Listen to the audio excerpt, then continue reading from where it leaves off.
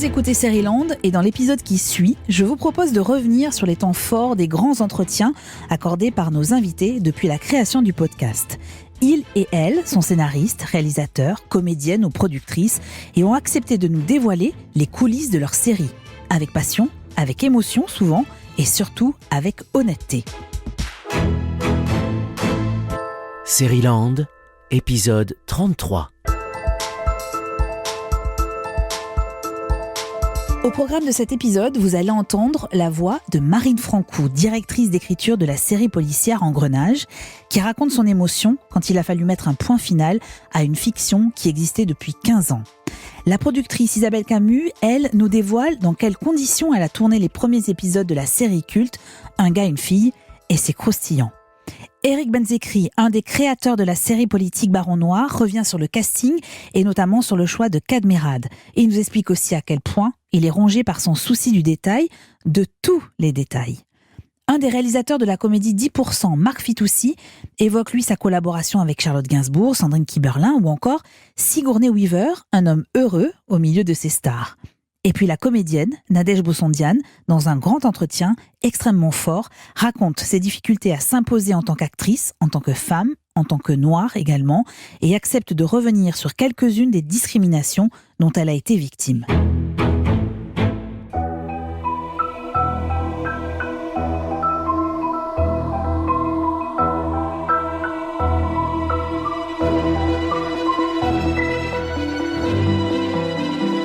Je vous propose d'écouter la bande-annonce de cette saison 8. Oui, j'ai bien dit écouter, parce que même sans les images, ça marche. Et au fait, je vous ai promis un podcast garanti sans spoil. Alors attention à ce qui va suivre, vous pourriez découvrir quelques détails sur la vie personnelle de nos héros d'Engrenage.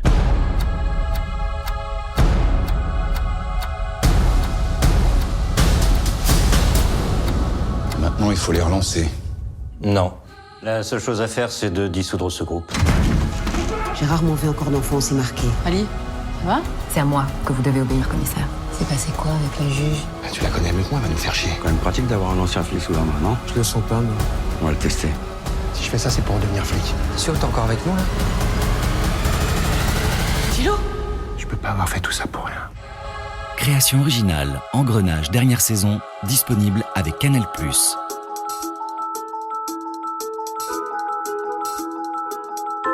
Vous les aimez ces personnages, Marine Francoux ? Oui, je les aime. Oui, j'ai même de l'émotion là quand j'entends Laure dire Gilou. Parce que c'est quelque chose, là aussi en atelier, quand on écrit ce genre de dialogue, on l'entend en fait dans l'oreille parce qu'on a tellement entendu Laure Berthaud appeler Gilou comme ça. Oui, je les aime profondément, je les ai connus en tant que spectatrice, je les ai aimés en tant que spectatrice. J'en ai acquis une connaissance encore plus intime en écrivant pour eux, mais c'est vrai que je me considère extrêmement chanceuse parce que écrire pour ces comédiens-là, c'est vraiment beaucoup, beaucoup de bonheur. Vous parliez de Laure Berthaud qui est incarnée par Caroline Proust. J'aimerais qu'on écoute un extrait de cet épisode 1. Justement, Laure Berthaud, elle est assise chez elle et elle écrit une lettre à Gilou qui est en prison. Remis chez son père. Voilà. Je retrouve ma solitude. Que fais-tu ? Que fais-tu ? Je suis encore au service. C'est difficile de rentrer quand t'es pas là. Quand ma fille n'est pas là. Quand vous êtes pas là. C'est difficile de rentrer quand ma fille n'est pas là. C'est difficile. Ton absence est encore plus cruelle.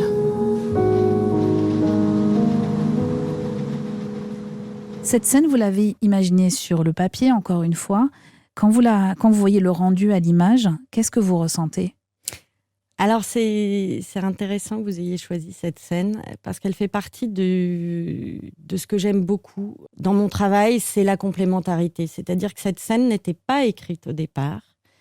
Quand on a fait la lecture du scénario, qui est un moment très important avec Caroline Proust et Jean-Philippe Amar, juste tous les trois. Qui est le réalisateur.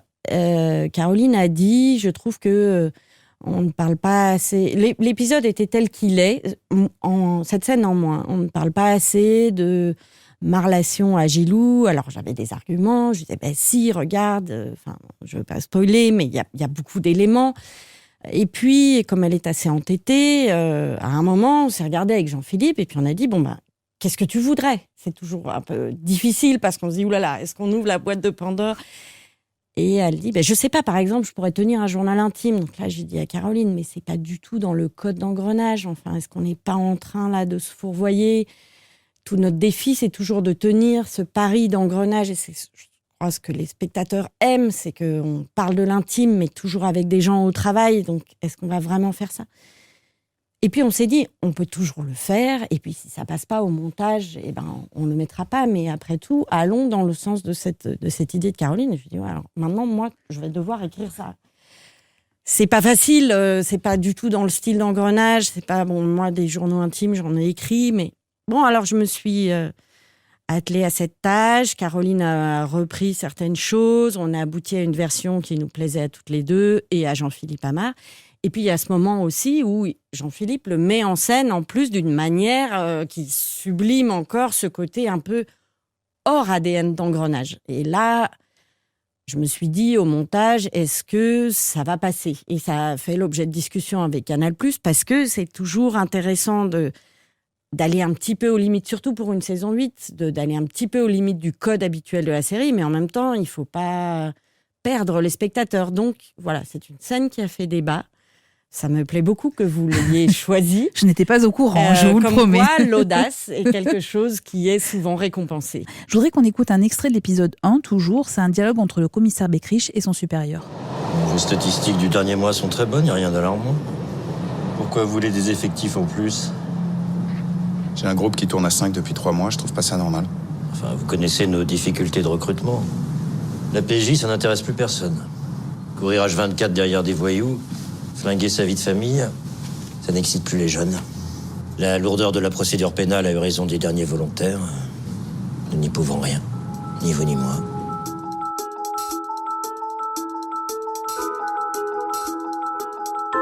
On y est, on est vraiment dans la situation de ce que vivent les policiers aujourd'hui. Cette réalité-là, qui vous la raconte ? Ce sont les gens qui travaillent avec vous, les consultants ? Oui, votre sélection d'extraits est décidément très bien faite. Merci Marine Francoux. Elle me permet d'aborder un aspect du travail d'écriture très très important sur Engrenage, qui est toute cette collaboration avec des consultants, policiers, juges d'instruction, avocats.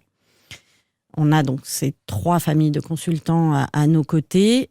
Et cette scène-là, précisément, est venue d'un échange très précis avec un commissaire qui est consultant depuis la saison 7 et qui est avec nous aussi sur cette saison 8.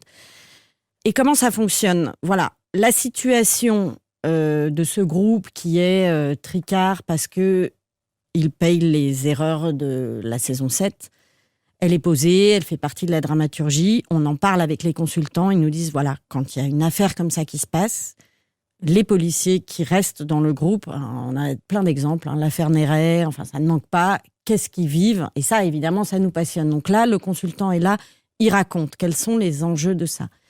Et ensuite, nous, auteurs, on arrive avec notre contrainte. On voudrait toujours, il faut qu'il y ait du conflit. Donc il faut que la hiérarchie propose une solution que le commissaire Beckrich ne va pas accepter, ce qui va nous permettre de rendre Beckrich un petit peu héroïque. C'est vrai, dont il a un peu besoin, c'est-à-dire qu'il sort un peu ses couilles et il dit moi je vais pas faire comme ça. C'est ça qui se passe dans ce premier épisode. Et voilà, et après il y a cette idée que c'est difficile pour eux de recruter maintenant. Ça vient directement évidemment des échanges, c'est pas moi qui l'ai inventé. Donc on est dans cet apport mutuel. Nous on explique le conflit dont on a besoin et du coup évidemment le dialogue et tout ça reste notre travail à nous scénaristes, mais on ne serait pas capable de le faire si on n'avait pas des discussions avec un commissaire qui nous explique comment ça se passe quand on a un flic qui part en tôle pour une malversation. Est-ce que quand vous avez accepté ce job de faire la prochaine saison d'Engrenage, vous saviez que vous auriez la lourde tâche d'écrire aussi la fin d'une série à succès en France et puis à l'international? La série est exportée dans une centaine de pays. Est-ce que vous saviez que vous alliez mettre le dernier point? Non, pas à ce moment-là. Déjà, à ce moment-là, c'était gros, en fait, quand même, parce que c'est quelque chose... Enfin, de tenir ce rôle-là pour une série qu'on a profondément aimée en tant que spectateur. Enfin, c'est à la fois complètement magique et à la fois on se dit mais est-ce que c'est vraiment en train de m'arriver ? Donc si ça m'arrive, et il faut pas que je me plante, et en même temps si on est comme ça, on reste tétanisé sur sa chaise, on fait rien. Donc ma technique, ça a été de me dire on va travailler les arches, on va travailler une ébauche des arches, dans 2 mois on va les présenter à Canal, on verra bien. Et à tout moment en fait, sérieusement, j'étais dans cet état d'esprit de me dire peut-être que ça va s'arrêter parce que je suis pas la bonne personne, parce qu'on n'y sera pas arrivé. Sauf quand on a commencé à écrire vraiment les épisodes, là je me suis dit j'y suis et ça va aller jusqu'à l'écriture des 12. Mais je veux dire, vraiment au début j'étais dans cet état-là. Donc non, je me suis pas dit ça. Ce moment-là, il est vraiment venu au moment du travail sur la saison 8 où là, j'ai eu des échanges avec Canal+, parce qu'on ne prend pas la décision comme ça seul d'arrêter cette série. Enfin, c'est évidemment une décision qui engage le producteur et la chaîne avant tout. Mais moi, je leur ai dit, en tant que scénariste, j'ai l'impression qu'on est en train d'arriver au bout et que déjà, la saison 7, on les a emmenés assez loin. Donc, je pense, moi, que pour les personnages historiques d'Engrenage, en tout cas, c'est une dernière saison qu'on est en train d'écrire et j'avais besoin de leur accord. Parce qu'évidemment, pour faire ce fameux travail sur les arches, c'est pas du tout la même chose si on se dit qu'on va vers un point final cette fois-ci ou si on se dit non, il y aura encore une saison 9. Donc, on a eu des discussions, on s'est mis d'accord que ce serait la dernière saison.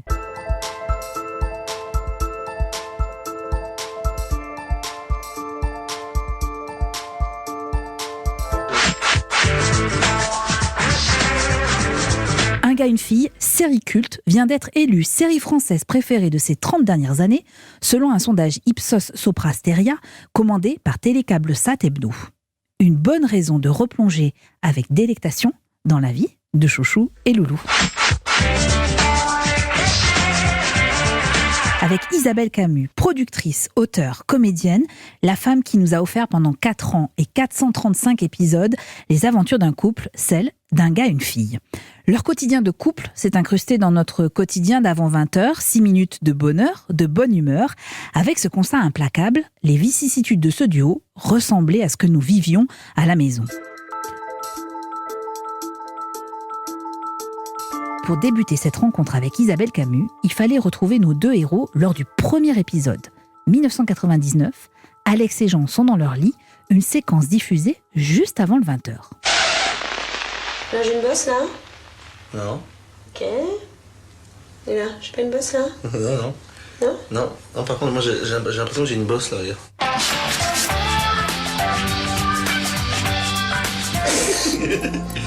Bah non, t'as rien. C'est le pilote d'Un gars, une fille, le premier épisode, pilote. En fait, on a fait 3 pilotes parce que je voulais vraiment qu'on arrive à la télévision avec 3 émissions, enfin 3 épisodes, de façon à ce qu'ils comprennent un petit peu la logique et la tournure de l'histoire d'Un gars, une fille. Donc ça, c'est le pilote, ouais, et ça se passe à la maison, dans ma chambre, dans mon lit, parce qu'on n'avait pas du tout de sous à l'époque, donc on a fait ça un peu... ambiance avec 3 francs 6 sous, avec les copains, les techniciens qui sont venus. Et si ça marchait, ils étaient engagés. Et si ça marchait pas, ils seraient venus juste pour essayer, en tout cas. Bonjour Isabelle Camus. Bonjour. En une phrase, vous venez de nous donner 2 secrets, à savoir qu'il y avait plusieurs pilotes qui ont été faits et qu'on était chez vous, en fait, on était dans votre lit. Ouais. Et alors, les autres pilotes, vous vous souvenez des sketchs ou pas ? Est-ce qu'ils ont été diffusés aussi ? Je crois qu'on a fait du lit... On a fait aussi du lit, oui, parce que le lit, c'était pas cher, oui. En plus à produire, il bougeait pas. On a fait un déjeuner chez la belle-mère, parce que ça, c'était vraiment très symbolique du couple. Et donc, ça se passait dans notre bureau. On a installé une espèce de salle à manger pour faire le décor de la salle à manger de la belle-mère. Et le 3e, je ne sais plus, d'ailleurs. Mais alors, quand vous dites que vous étiez dans votre lit, rapidement quand même, quand la chaîne a accepté de diffuser les épisodes, rassurez-moi, on ne tournait plus chez vous, vous aviez un vrai décor ? Bah si, on a tourné pendant 2 ans. C'est pas vrai, ouais. Chez vous ? Bah oui, c'était plus facile, on démarrait cette production, vraiment avec pas grand-chose, et on s'est dit, ça marche bien, le lit fonctionne, on a ça sous la main, si jamais il pleut, si jamais on nous plante, bref, on s'est dit, on aura toujours une sécurité, c'est l'appart. Donc, salon, salle de bain, et chambre, c'était à la maison. C'était d'ailleurs notre maison, j'habitais avec mon associé Hélène Jacques, avec qui j'ai produit le programme. Donc c'était pratique, mais c'était super fatigant parce que le soir, il fallait tout remettre en place, tout ranger. Moi, je suis hyper maniaque en plus. Donc attention, à gauche, attention, les miettes, là, c'est quoi? Donc c'était un peu, c'était quand même, on se donnait un peu plus de stress, mais en même temps, c'était sympathique parce que moi, je voulais tellement que ça soit réaliste, et le fait de tourner à la maison, c'était très réaliste parce que Jean, tout d'un coup, il cherchait quelque chose pour son jeu, hop, il tombait sur une lime à ongles à côté du lit, ou bien la styliste, elle me apportait des chemises de nuit qui me plaisaient pas pour Alexandra, donc hop, on piochait dans ma garde-robe. Enfin voilà, ça a duré pendant 2 ans, puis après, là, quand même, on s'est dit, bon là, c'est bon, là, il y en a marre. Et on a loué une maison, après, on a loué une maison à Boulogne. Et cette maison, on a fait comme si on y habitait, parce qu'on ouvrait le frigo, il y avait des choses dedans, on ouvrait les placards, il y avait des draps, des serviettes, enfin, on était sponsorisé à l'époque par notre partenaire, c'était Fly. Donc en plus, on avait vraiment tout ce qu'il faut pour la maison, et on aurait dit une maison qui était habitée, pas du tout un décor de télé. On a d'ailleurs tous acheté des meubles ensuite chez Fly, je m'en souviens très bien, et je suis très heureuse qu'on plonge avec nostalgie dans cette période, Isabelle Camus. D'ailleurs, petite question, est-ce que vous aviez pensé à appeler la série Une fille, un gars, ou c'était tout de suite un gars, une fille? Non, c'est tout de suite un gars, une fille. Mais ça, c'est pas moi. Hein. Le titre, c'est le format québécois, c'est ça? L'auteur québécois qui a écrit donc Un gars, une fille, cette série. Il en a fait, lui, des épisodes de 30 minutes, parce que ça se passe comme ça en Amérique du Nord, aux États-Unis, au Canada. Il y a des coupures pub. Et en fait, moi, j'ai dit non, il faut faire un 6 minutes chez nous, il faut que ça soit shortcut.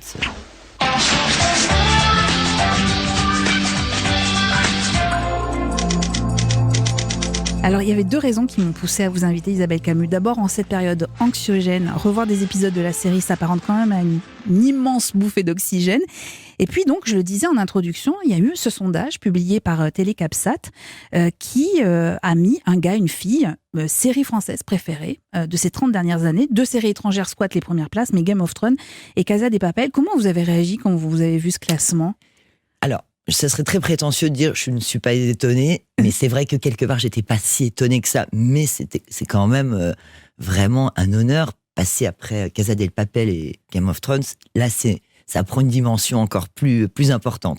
Non, je suis très contente parce que dans une vie, dans une carrière, faire un programme culte, c'est rare, et j'en serai fière toute ma vie, évidemment. Est-ce que vous avez douté du succès de la série? Vous nous racontiez ses débuts qui étaient un peu quand même rocambolesques, parce que vous n'aviez pas d'argent avec Hélène Jacques, qui coproduisait cette série avec vous. Est-ce que vous avez douté, ou tout de suite vous avez compris qu'il y avait quelque chose? Non, je pense que vraiment c'est le destin.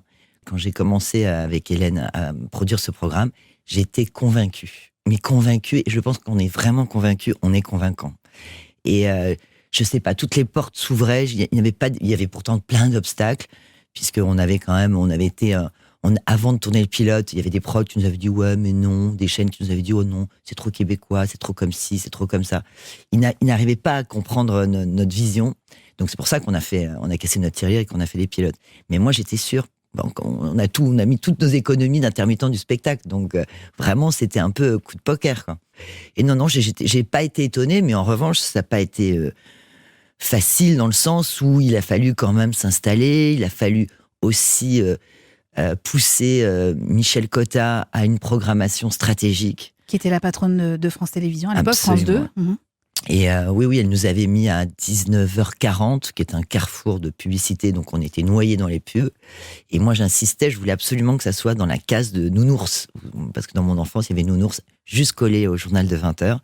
Et je sentais qu'il fallait faire un rendez-vous. Et au bout de 6 mois, je crois à peu près 6 mois, oui, aussi 6 mois, elle nous a mis avant le journal de 20h. Et là, on a décollé.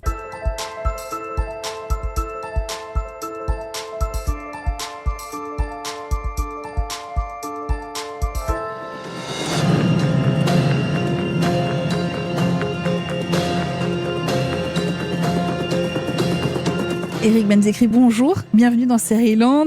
Bonjour, merci de m'avoir invité. Quelle fut la première scène imaginée et écrite de Baron Noir? J'en ai aucune idée. Non, mais la première scène imaginée de Baron Noir, je ne sais pas, mais je me souviens de la première scène réelle, celle que vous avez vue à l'écran, et le cahier des charges peut vous en parler, il est simple. C'est Une série politique, c'est compliqué. Donc comment faire pour le rendre attrayant ? Il faut tout résumer en une scène. Le niveau d'enjeu. Le niveau d'enjeu, on revient. C'est pour ça que c'est la boucle avec la saison 3. C'est l'élection présidentielle. C'est autour de la vérité et du mensonge. La première scène, on voit Niels, Arestrup et Cad sur le toit de la Défense avant le débat et le conseiller coach le candidat et il lui ment pour le rassurer. Il lui dit que demain ils vont dans je sais plus quelle ville de province, qu'il va dormir là, que c'est une charmante bourgade et qu'il s'arrêtera dans un hôtel, un 3 étoiles, tenu de façon exceptionnelle par Ginette la Doucette. Et il lui dit, Niels, il lui dit mais tu racontes n'importe quoi. Il dit oui mais je dois pas être loin de la vérité. C'est le cœur du sujet. Des centaines de milliers de kilomètres en avion, en train, en voiture, pour en arriver là. Et tout jouer sur un coup. Tapis. Francis, il n'y a pas 50 solutions. Soit t'es un sphinx, distant, impérial, soit tu le chopes par le callback et tu le bastonnes jusqu'à ce qu'il pisse le sang. Ouais, dans les deux cas, on dira que je suis arrogant. Et alors ?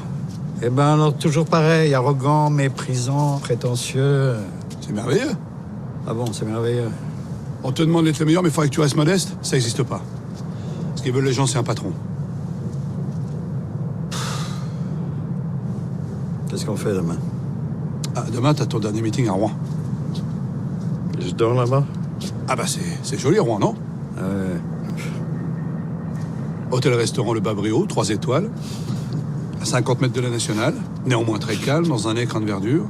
Restauré en 2004, tenu depuis 1971 par Ginette la Doucette. Comment Ginette la Doucette ? Tu dis n'importe quoi, toi, hein ? Je dois pas être loin de la vérité. Bon, ben ça m'ira très bien. Allez, mon grand, on y va. Allez, en piste. Un mot sur le casting. Une série qui a d'ailleurs permis à Cad Merad quand même d'être nommé aux Emmy Awards. Il en est très fier.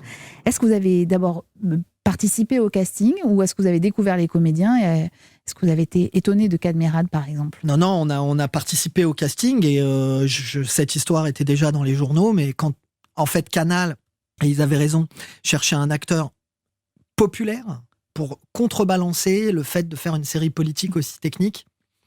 Voilà, donc on avait une liste d'acteurs et puis à un moment, le nom de Cad Merad sort et moi j'ai dit, mais enfin, ça va pas ou quoi ? Comment ça, Cad Merad ? Voilà. Cad d'ailleurs, maintenant on est assez liés, on s'aime beaucoup, il me le rappelle tout le temps, tu voulais pas de moi, t'es un connard. Bon. Et je m'excuse platement en rougissant à chaque fois. Mais il y a eu des essais et c'était dingue. C'est-à-dire qu'au bout de 2 minutes de visionnage des essais, moi j'étais...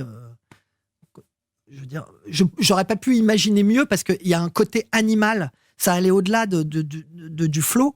C'est juste son physique, quoi. Je veux dire, il y avait quelque chose. J'ai vu des gens comme ça en politique toute ma vie. C'est-à-dire une puissance, quoi. Sa façon de dire un certain nombre de mots qui me...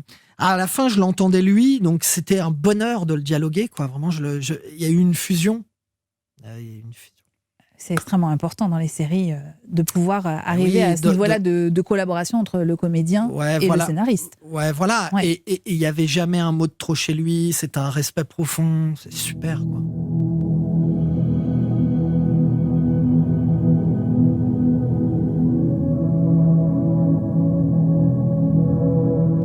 Est-ce que vous avez fait un casting pour la ville aussi ? Parce que Dunkerque est extrêmement importante dans la série. C'est un personnage à part entière, quasiment. Oui, avec mon co-auteur, on est Jean-Baptiste Delafont, mon co-créateur, pardon. Au début, il fallait une ville industrieuse, de gauche, incarnant le crépuscule des fédérations socialistes toutes puissantes. On a cherché, et puis on cherchait en même temps quelque chose de graphique, de beau. Saint-Nazaire, les chantiers navals... On a pensé au Creusot, on regardait tout ça. Et puis, on a pris nos voitures, on a été à Dunkerque. Bon, là, quand on a vu les grandes cuves, vous voyez, dans la première saison, il y a le jeune syndicaliste qui se suicide. Voilà, cuve, ouais. Quand on a vu qu'au bord de la mer, on voyait les usines des deux côtés, bon, là, c'était... Voilà. Et après, bon, j'ai fait mon Benzécris, c'est-à-dire que j'ai regardé tous les résultats électoraux, ville par ville, et je me suis dit que là, il y avait ce qui m'intéressait, c'est-à-dire les phases de gentrification qui rentraient, un début de boboisation dans le cœur de centre-ville de Dunkerque, mais à côté, une forte polarisation entre Front National dans les élections nationales et gros vote de gauche radicale aux élections locales. Donc j'ai trouvé qu'il y avait tout ce qu'il fallait pour dépeindre ce qui était en train de se passer comme tectonique électorale. C'est incroyable ce que vous êtes en train de raconter, vous le savez. D'aller dans le détail à ce point-là, d'aller regarder les résultats électoraux bureau par bureau pour coller à la réalité de la fiction. Mais personne ne serait venu vous reprocher de faire la même fiction dans une ville du Nord où il n'y avait pas les mêmes résultats électoraux que... Bah si, nous. Oui, vous. Il n'y a que vous qui l'aurez su. Peut-être. Mais il fallait aller jusqu'au bout de ça. Oui, je pense qu'il faut... Loin de nous comparer à... Mais je crois que c'est ce que nous apprend la série sur The Wire. Bien sûr. Alors, je pense qu'il y a quelque chose du réel. C'est pour ça que le temps de préparation, mais ça répond aussi à la question. Je sais que vous voulez me poser une autre question, mais vous voyez, la saison 4, il faut travailler. Donc, il faut tout lire. Vous voyez ce que je veux dire ? Il faut prendre du temps. On ne peut pas faire des séries juste pour avoir un contenu. Et moi, en tout cas, peut-être je pourrais le faire, mais pas bien. Donc, il faut prendre le temps de l'enquête. Alors justement, on va revenir sur The Wire. Je voudrais qu'on termine cet entretien avec 4 affirmations. Vous allez me dire si c'est de l'info ou de l'intox. Est-ce qu'il est vrai que vous avez chronométré des épisodes de The Wire ou encore des Sopranos pour comprendre le rythme de ces séries américaines ? Totalement info. Ah ouais. Donc, là, non seulement je l'ai beaucoup fait, je dirais pas que je le fais encore parce que j'ai plus le temps, mais je prends des notes, ouais. Et vous chronométriez quoi à l'époque ? C'était à quel moment le personnage entre dans l'action ? Combien de temps on peut se permettre de plus voir le personnage principal à l'écran ? Au bout de combien de temps 2 intrigues qui ont été lancées dans les 5 premières minutes se croisent ? Ce genre de choses, ouais. Et donc je le matérialisais avec des lignes. D'ailleurs, elle ne se retrouve pas exactement dans Baron Noir, mais Baron Noir a trouvé sa propre construction au fur et à mesure, et notamment grâce au montage qui a beaucoup été fait par Thomas Bourguignon, mon producteur, et c'est là qu'on a... Voilà. En fait, l'écriture, au bout d'un moment, a fusionné, et en particulier dans la saison 3, avec ce qui avait été fait dans les 2 premières saisons au niveau de l'image. Si vous voulez, le scénario est très important, bien sûr. C'est pas moi qui vais dire le contraire. Mais ce qui compte, c'est ce qu'il y a à l'image à la fin. Et donc, chronométrer l'image est mieux que d'apprendre en lisant un scénario.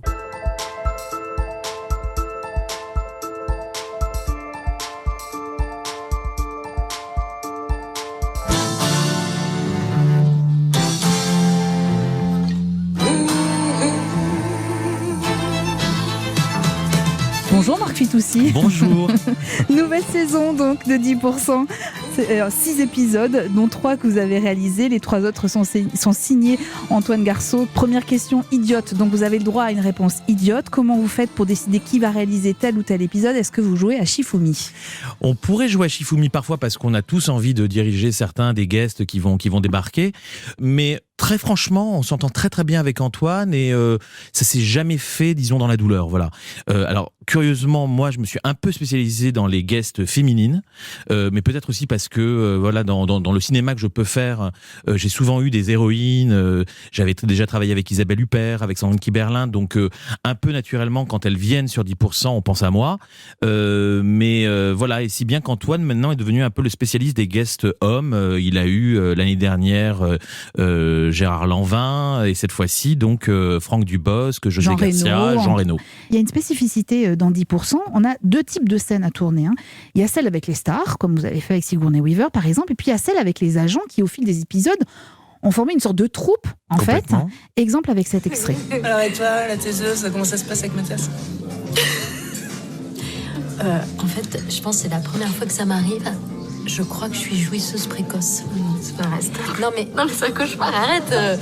J'en ai pour 15 ans de thérapie, c'est bon, stop. Pardon. Je me souviens la fois où tu pensais que Camille était la fille de Christophe Lambert. Attends, tu te souviens quand tu pensais que Noémie couchait avec Philippe, son voisin ? Est-ce qu'il y a une différence pour le réalisateur que vous êtes entre ces différents types de scènes ? Est-ce qu'on peut se permettre un peu plus d'impro et jouer sur la réactivité avec des comédiens qui se connaissent déjà par cœur parce qu'ils en sont à leur 4e saison ? Ou en fait, vous avez une scène à tourner et c'est toujours c'est toujours le cas dans n'importe quelle situation. Non, mais ce qui est, disons, là, amusant sur cette série, c'est que très souvent, on fait un film au cinéma et on a comme ça des rôles secondaires qui débarquent pour quelques jours.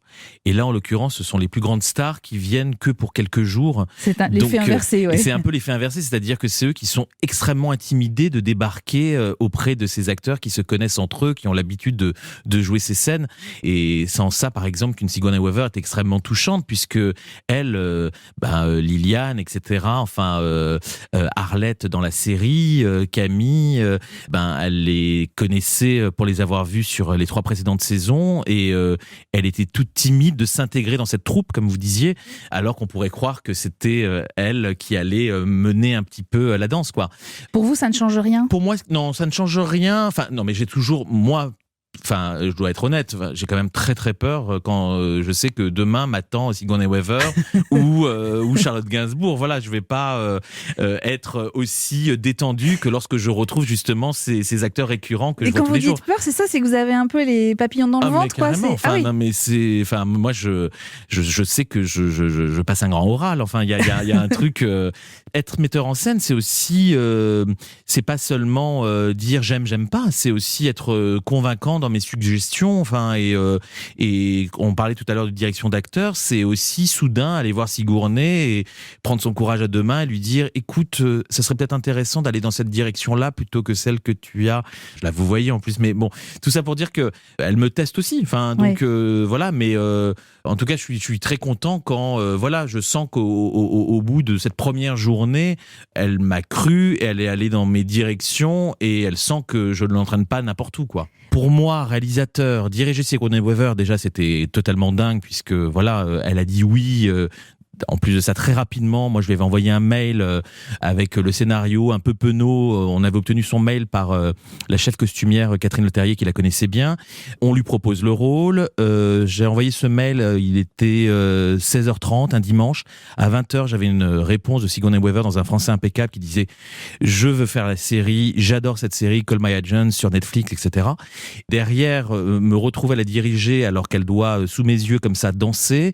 C'était assez dingue et c'était effectivement une sorte d'hommage aussi au cinéma américain à travers elle et en même temps au cinéma américain qui déboule dans une série française, d'où La Marseillaise interprétée par Claude Bouling. J'ai un œuvre à vous faire, Marc Fitoussi. J'ai une préférence pour un des épisodes de cette saison. Chance pour vous, c'est celui que vous signez. Que vous signez. Le pauvre Antoine Garçon, il va m'engueuler. Et vous mettez en scène Sandrine Kiberlin qui se décide, qui a choisi de se lancer dans le stand-up. On est à quelques minutes de sa première, elle est dans sa loge et son agent, interprété par Grégory Montel, débarque. Ça va, Sandrine? Ah, Gabriel, tu m'as vu? J'étais comment? Je t'ai vu où? J'ai fait le 20h de Thomas Soto, un peu de promo pour ce soir. Pas un peu précipité, non? Non, écoute, il faut informer les gens, quoi. Un peu de télé, un peu de radio, c'est le minimum. Tu m'as pas non plus écouté chez Aliagas? Ah ok, je comprends mieux pourquoi là-bas c'est blindé, quoi. Ah, c'est blindé. Ah ouais. Oh là là. Je peux plus respirer, j'ai mal au ventre. Ça va? Non, je vais vomir. En fait, je veux mourir, je crois. On peut annuler si tu veux, hein? Ah non, pourquoi? J'adore. J'adore, j'ai hâte. J'ai peur. En même temps, je suis contente. J'ai mal dans tout le corps. C'est génial. Oh la vache, j'en bave, mais tu peux pas savoir. Oh, c'est extra. Pardon, je ris en réécoutant pour la énième fois cet extrait. Marc Fitoussi, on peut dire que Sandrine Kiberlin fait partie de vos actrices fétiches? Ah, complètement. Parce que vous avez fait votre premier long métrage avec elle, La vie d'artiste. J'ai travaillé avec elle sur Pauline Détective et... Vous avez senti ce potentiel comique qu'elle avait. Vous êtes un des premiers à l'avoir mis en Sandrine, valeur. Elle est irrésistiblement drôle. Enfin, elle a en plus de ça, ce débit mitraillette, cette cadence, cette musique pour la comédie. Donc, par exemple, je sais que c'est parce que on avait déjà travaillé ensemble que Sandrine alors pouvait se laisser tenter par la série. Parce qu'il faut quand même... Oui, c'est pas vous qui l'avez appelé en lui disant « Je vais réaliser un épisode de 10%. » Moi, tout ce que j'ai dit en fait à la production, c'est de sonder Sandrine d'abord, de lui dire « Écoute, moi je pense que je vais retravailler sur cette nouvelle saison. Est-ce que tu as envie d'en être? On va réfléchir dès lors à un sujet pour toi, mais est-ce que ça t'amuserait si on se retrouve sur cette série ?» Et elle m'a dit oui. Et donc derrière, il a fallu réfléchir à un sujet. J'ai laissé tranquille les scénaristes et voilà. Et c'est vrai que... Pardon, excusez-moi, je vous coupe Marc Fitoussi, mais je me suis quand même demandé si elle n'était pas vraiment tentée par le stand-up, Sandrine Kiberlin. Honnêtement, elle n'est pas du tout tentée par le stand-up. Non, mais ce qui était drôle, c'était de se dire que on a une actrice qui s'est un peu à un moment essayé la chanson. Donc on peut dès lors s'imaginer qu'elle peut être comme ça une actrice pleine de lubies, qui se lasse de tout, qui a besoin de se réinventer. Et donc, pourquoi pas le stand-up ? Puisqu'en plus de ça, on se rend compte effectivement aujourd'hui qu'un tas d'acteurs passent par le stand-up ou sont issus du stand-up et deviennent bankable grâce à ça. Donc voilà, mais moi, ce qui m'amusait vraiment et ce qui amusait Sandrine, et c'est là que Sandrine a beaucoup d'humour, c'est que non seulement elle veut s'essayer au stand-up, mais elle va se révéler complètement nulle dans ce domaine. D'accord. Et ça, par exemple, peut-être que toutes les actrices ne sont pas prêtes à incarner ça. C'est-à-dire à se montrer sous leur vrai nom et à être non seulement pleines de lubies, mais en plus totalement nulles dans ce qu'elles entreprennent, quoi.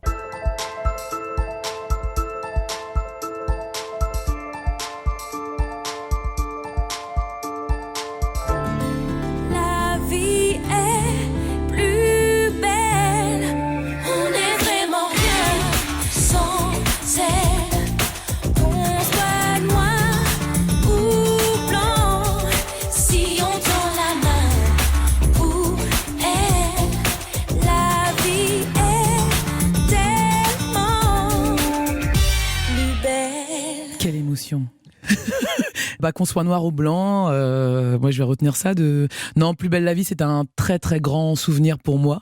J'ai incarné la commissaire Sarah Douala pendant 3 ans, et ce qui est dingue, c'est que ça va faire à peu près 5 ans que je ne suis plus dans cette série, et on continue à m'en parler au quotidien. Ça a marqué les gens, et voilà. Et je trouve que ce qui est bien avec les séries populaires, c'est qu'elles réunissent, et on peut critiquer Plus belle la vie, mais c'est quand même une des premières séries dans laquelle il y a toute la société française représentée. Donc ça fait du bien. Bonjour Nadège Bossondiane. Bonjour Eva Rock. À quel moment de votre carrière vous allez comprendre que c'est difficile pour vous en tant que comédienne noire et en tant que femme aussi? D'abord, ça commence au conservatoire où on m'explique que j'étais censée avoir le premier prix d'interprétation. Mais le directeur me le dit en off. Il me dit, comme tu es noire, donc j'ai genre 16 ans, hein, j'ai encore plein d'espoir. Il me dit, mais comme tu es noire, eh ben, on t'a pas donné le premier prix puisque tu ne pourras pas faire carrière. Et donc, ils avaient donné à une Valérie, je te salue Valérie, où que tu sois. Je dis où que tu sois parce qu'elle n'est jamais devenue comédienne. En fait, de toute ma promotion, je suis la seule à être devenue comédienne. Mais parce que j'avais déjà une force de résilience incroyable en moi, parce que ça aurait pu me briser complètement. Donc déjà, je comprends qu'il y a un premier truc où t'es noir, t'es pas censé être là. Comment vous réagissez quand on vous dit ça, même en off? Ah ben... Vous êtes abattue? J'étais complètement... En fait, je n'arrivais pas à comprendre ce qu'il me disait. Parce que pour moi, on est dans un lieu qui est l'art, et que justement, c'est là où on peut tout incarner, et que moi, je rêve du théâtre de Peter Brook, où tous les comédiens, qu'ils soient asiatiques, maghrébins, africains, français, bref, tout le monde peut tout jouer. Et là, on me met quelque chose, c'est-à-dire qu'en fait, tout ce que je n'avais pas dans ma vie et dans l'éducation que j'ai eue, on me met un miroir, on me dit, bah non, en fait, t'es noir d'abord. Et j'étais là, et je comprenais pas, en fait. J'ai mis du temps à comprendre, en fait. Et après, tout au long de ma carrière, il a fallu que... En fait, c'est pour ça qu'on dit, c'est pas qu'on se construit, en fait, on se construit contre. On est tout le temps, alors déjà femme, il faut le savoir, hein, parce qu'on est quand même société patriarcale, hein, désolé, mais donc la femme, bon, bah, elle est déjà inférieure de fait. Et la femme noire, c'est Spike Lee qui le dit, c'est la double peine. Et c'est vraiment ça. Et c'est pas se victimiser que dénoncer les faits, puisque c'était ça aussi qui était important par rapport au livre, pour revenir sur ça, c'est que on a toutes parlé dans notre coin, et on nous a tout dit, ah, mais vous exagérez, etc. Et alors, à moins que pas de peau sur cette photo que vous montriez tout à l'heure, eh ben, il y a 16 folles, 16 menteuses, mais pas du tout. Et ce qu'on a raconté, c'était infime par rapport à ce qu'on vivait. Donc voilà, donc on est tout le temps en train de chercher des trésors d'ingéniosité pour ne pas être dans la déprime, parce que c'est violent ce qu'on vit. Alors là, vous nous racontiez le premier fait de racisme ordinaire dans votre carrière, mais question plus personnelle, à quel moment vous comprenez que vous êtes noir?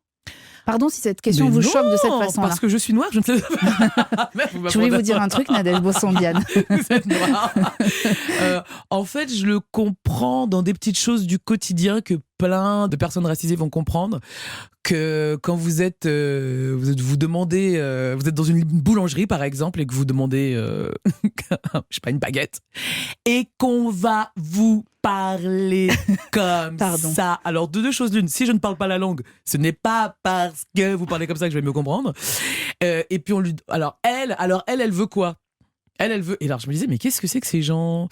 Et puis après, parce que aussi j'ai ma mère militait aussi, ma mère m'expliquait ma mère est métisse, bretonne et ivoirienne, et elle m'expliquait, elle m'a donné des clés en fait, de compréhension de ça en fait, du regard sur les autres. Et après il y a des choses magnifiques à l'école, où justement, il y a des camarades qui oublient que vous êtes noir et on est en train de décrire dans Emma Bovary, il y a une longue description des mains blanches. Et puis ma copine, elle me dit « Ah, montre tes mains si elles sont blanches ». Et après, elle s'excuse et je dis « Mais non, merci, que tu te dises pas « Ah, je vais pas lui demander parce qu'elle est noire ». Donc voilà, donc c'est assez vite, en fait, la société nous rappelle ça. Margot ? Alors, du coup, le fait d'être noir a fait que des rôles vous ont échappé. Ah bah bien sûr. Alors, en fait, déjà, il y a certains rôles auxquels nous n'avons pas accès du tout. C'est-à-dire qu'on ne nous les propose pas, de fait, de certains types de métiers. J'avais raconté dans le livre, par exemple, avocate. Bon, noire, on ne peut pas être avocate, on a clairement dit à mon agent. Et après, il y a vraiment où, mettons, le casting vous a quand même fait passer l'audition, d'accord ? Le réalisateur vous choisit. Il se trouve que vous avez été bien ce jour-là, parce que vous quand même... Et bien, il y a un moment où s'il y a un choix entre un rôle principal, je parle, entre une comédienne blanche et une comédienne noire, et ben on va dire... Les gens ne sont pas prêts. Cette fameuse phrase. Le spectateur n'est pas prêt, le téléspectateur n'est pas prêt. Et donc, on se retrouve avec... pendant longtemps, quand on n'a pas compris ça, on peut se dire qu'on est tout le temps nul, en fait. Mais vraiment, c'est-à-dire que... Je me dis... Alors, je dis pas que je suis... je n'ai pas dit que j'étais la meilleure actrice du monde, mais je sais quand je suis bien et je sais quand je suis pas bien. Et quand je suis bien, je me disais, mais je comprends pas. Et après, je voyais qui ils avaient choisi. Et je disais, mais attends, elle est pas bien en plus, je comprenais pas. Et il a fallu que je me pose la question, que j'analyse ça. Et puis j'ai trouvé une super psy aussi qui permet de pas devenir complètement ma poule parce que c'est violent. Vous parliez du livre que vous avez présenté au Festival de Cannes, et dans ce livre vous racontez notamment une scène de racisme ordinaire. Le rôle n'est pas pour vous parce qu'il s'agit d'incarner donc l'avocate dont vous parliez tout à l'heure, prénommée Sandrine. Et je me suis demandé, si vous ne pouvez pas jouer une femme qui s'appelle Sandrine, comment sont choisis les prénoms des personnages que vous incarnez ? Est-ce qu'il vous est arrivé déjà une fois de demander à la production d'avoir un autre prénom que celui qu'on vous avait attribué ? Merci pour cette question. Les gens ne se rendent pas compte. Alors, pendant très très longtemps, j'ai eu beaucoup de soucis avec Joséphine Baker. Mais beaucoup de soucis, parce que finalement... On vous appelait toujours Joséphine ? Il y avait, dans les scénarios, c'était... Joséphine, et je me disais, tiens, c'est Joséphine, et en fait, c'était Joséphine Baker, donc c'est-à-dire, vous voyez, le racisme inconscient dont je vous parle, etc. Donc, l'héritage de la ceinture de banane de Joséphine. Pendant très longtemps, j'ai discuté avec elle, je lui ai parlé, mais ça y est, j'ai fait la paix avec ça. Et puis, il y avait, alors si c'était pas Joséphine, en général, c'est Oufatoumata, un très joli prénom, mais pourquoi, on va me dire, c'est comme s'il fallait absolument, donc, si le spectateur ne se rend pas compte que vous êtes noir, on va vous donner un prénom de noir, comme ça, c'est jamais voilà. Et donc moi, une fois, dans une pièce de théâtre, et je me rappelle, j'avais pas de travail, c'était hyper compliqué. Une pièce avec Michel Galabru et Bernadette Lafont, paix à leurs âmes, que j'aimais tellement. Je reçois la pièce et je vois que le personnage s'appelle Blanchette. Parce que la blague, c'était que donc Michel Galabru était sur scène, et il m'appelait Blanchette, et je devais arriver sur scène, et là, les gens étaient hilars. Il faut savoir que cette pièce, elle avait été jouée 10 ans auparavant, et qu'une comédienne que je connais avait joué ça. Avait joué en s'appelant Blanchette. Et je vous assure que je n'avais pas du tout de boulot. Et j'avais besoin de cet argent. Et je suis arrivée, j'ai dit, excusez-moi, première chose, est-ce qu'on peut changer ce prénom ? On dit, ah oui, bien sûr, etc. Et donc, je me suis appelée Lucette parce qu'il fallait qu'il y ait une rime en « et ». En tout cas, j'ai pu le faire. Et ce qui est dingue, et qui m'a fait énormément de peine, j'ai dû, à un moment donné, partir de cette pièce parce que j'étais en tournage. La comédienne m'a remplacée et elle a repris le Blanchette.